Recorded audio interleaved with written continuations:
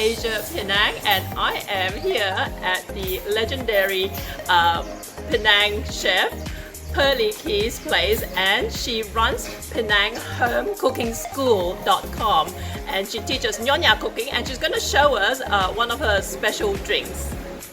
Okay, I'm Pearly Key here, and I'm going to do Ais Tingkap. It's actually a very traditional old drink. It's a cordial. Still some people drink, not many drink it anymore, but I think it's so traditional that I want to keep this tradition alive. I want to do it. And in the early days when the Indian settlers came here, they feel very hot in Penang, so they created these very cooling drinks to cool them down.